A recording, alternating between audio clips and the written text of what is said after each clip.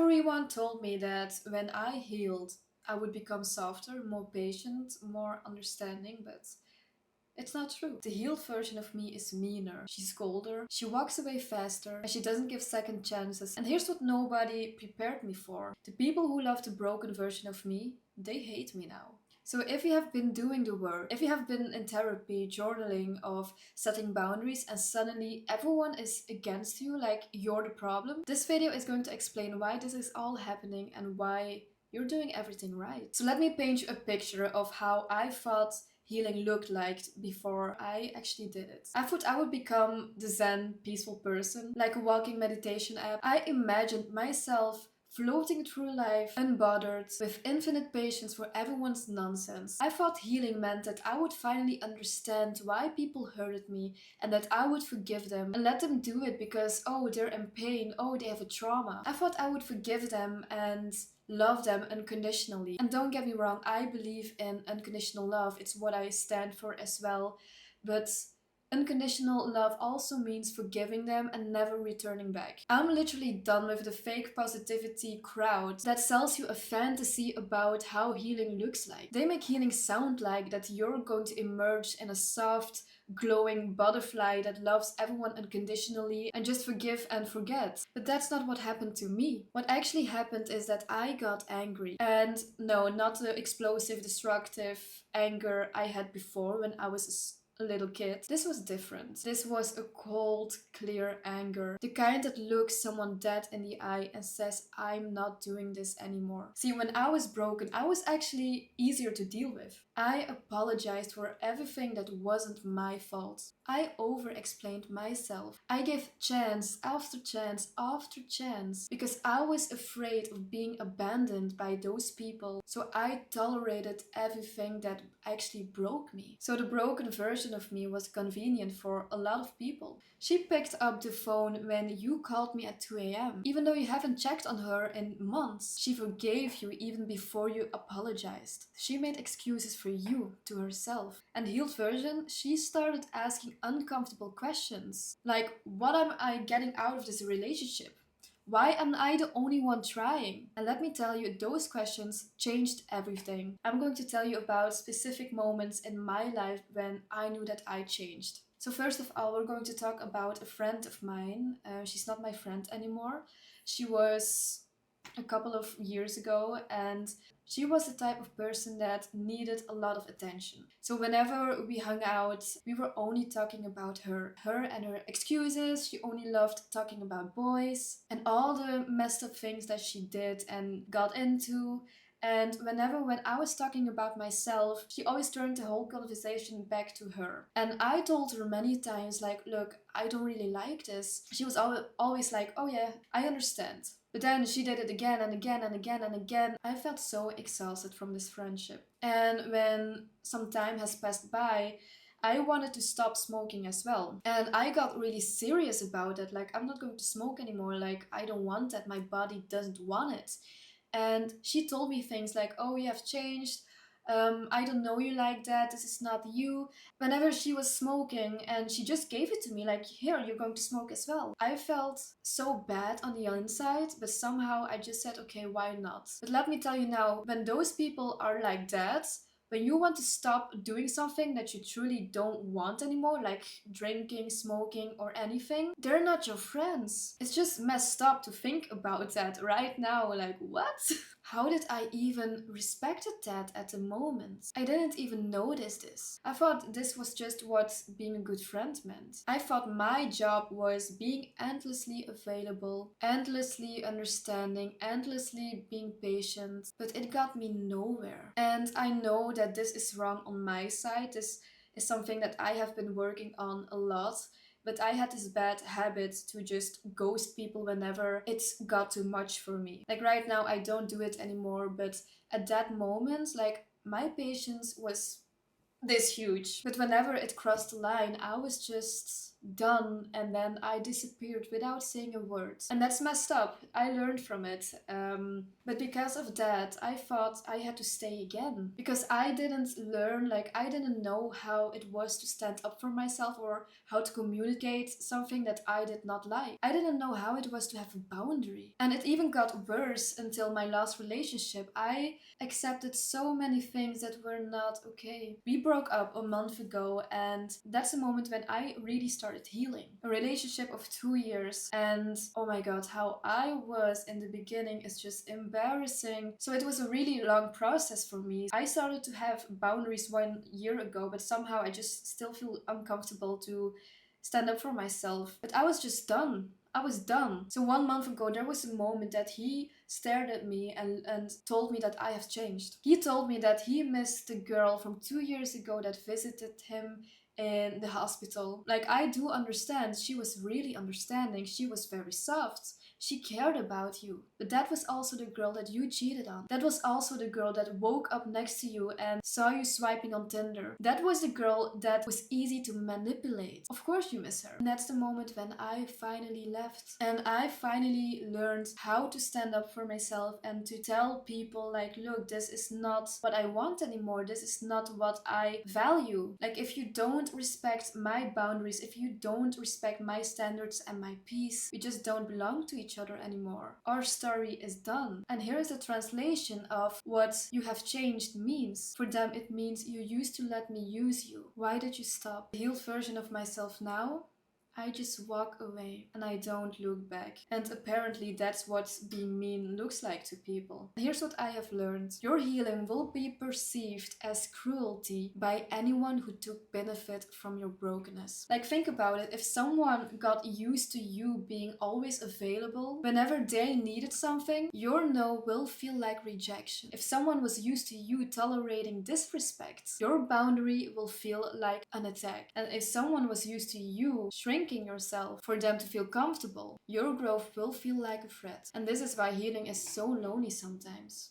You're not just changing yourself, you're changing every terms of any relationship you have. And not everyone is going to like the new terms. So right now, I'm not really ghosting anymore, but I just learned how to not attend events that I don't really like or when I just don't feel like it. So I have left so many friends. I have left my ex and people that I knew from my jobs just in silence. And even if they would still text me now, I would give just a simple explanation, but that's it. I'm not going to explain my boundaries if they don't even understand it or even don't want to try to understand it. And I'm not going to lie to you, it hurts. It still does. Because a part of me still wanted to be the good one. The one everyone liked, because I never made an issue out of anything. But here's what I also realized. Being liked for tolerating mistreatment isn't actually being liked. It's being tolerated. There's a difference. The people who loved me for my convenience actually never loved me. They loved what I did for them, how I made them feel, and the labor I provided.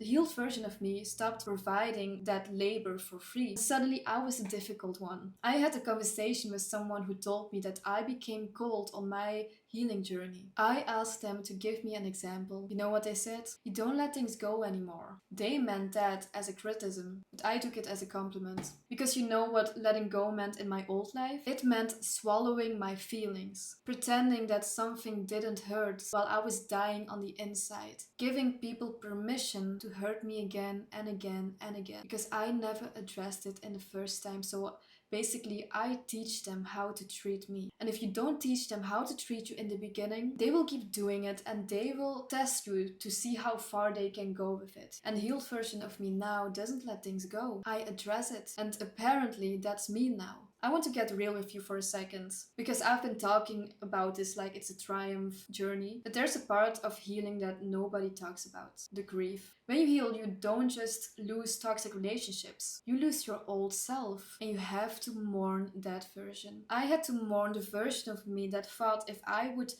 love someone hard enough, people would love her back. I had to mourn the version of me that was so desperate for love and connection that I would take crumbles and call it a meal. I had to mourn the version of me that thought her value was in her usefulness to others. And that grief is complicated because that version of me was also trying her best. She was surviving. She was doing what she thought she had to do to be loved. But she was wrong, and admitting that was painful. There were even nights on my healing journey that I used to cry, not because I missed them, but because I missed the old version of me. The naive little girl who believed anyone who saw the good in everyone, like literally and I still do somehow. I always see the good in people. I understand a lot of psychology, so it's easy for me to see toxic patterns, to know why people became like that. But I also had to learn myself that not everyone has good intentions. I used to be an optimist and think that I could save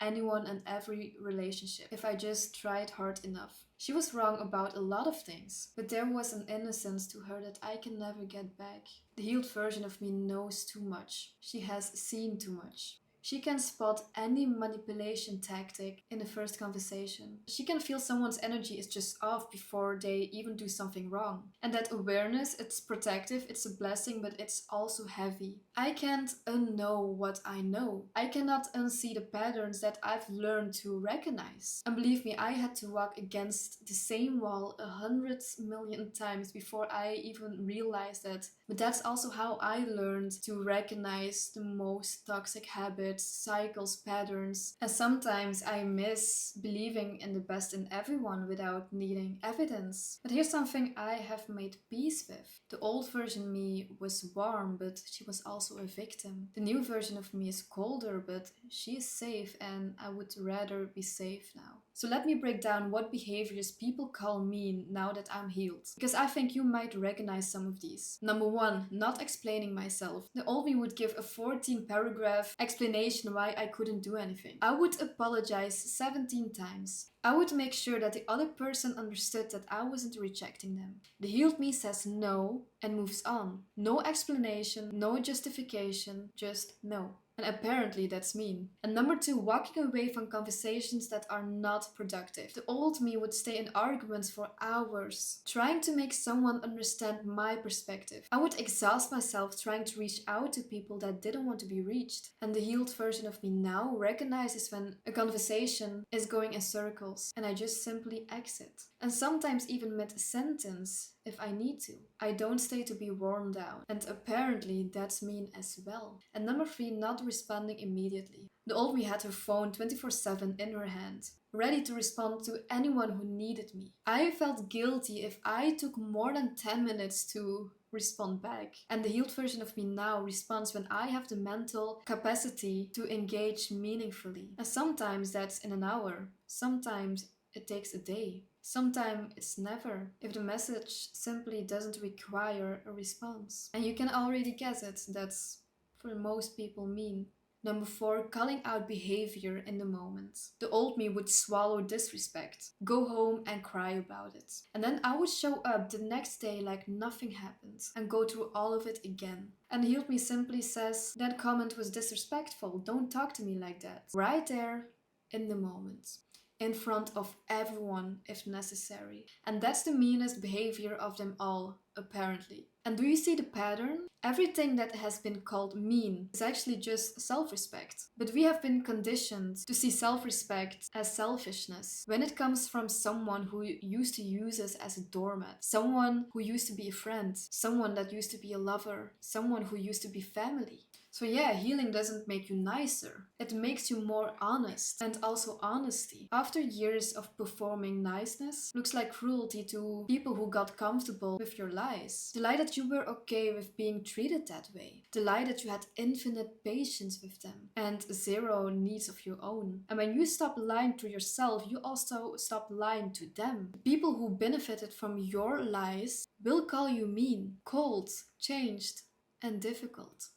But the people who actually love you, they will see it as a relief. They will be happy for you. They will be so proud of you that you finally stood up for yourself and that you finally are who you were always meant to be, that you're finally yourself. One of the things that touched my heart the most is that even now people are texting me like, wow, I cannot believe that you're finally standing in your power. The ones that told me that they literally were worried about me and that they're finally happy to see me like this. There are still good people out there, and it's not going to be a lot of people. Like, if you had a very big friend group, most of them will disappear, but that's okay. Make some space for people who actually add value to your life. So if you're in this phase right now, everyone is telling you that you're cold, that you're mean, and that you're different. I need you to hear this. You haven't become mean, you have become honest. You haven't become cold, you have become selective. You haven't become difficult, you have become someone who can no longer be manipulated. And I know it's lonely.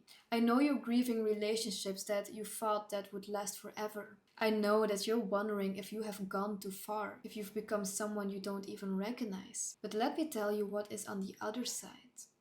And it's peace. Real peace, not the fake peace of pretending everything is fine. The kind of peace that you go to bed and you're not replaying old conversations, wondering if you should have said less. The kind of peace where you wake up and your first thoughts are not anxiety about who you have disappointed. The peace is worth every relationship that you have lost. You have changed, and thank God that you have changed. The healed version of you is meaner. She's also happier, safer, more herself than you have ever been. And don't apologize for her. She was a version that you have always meant to become.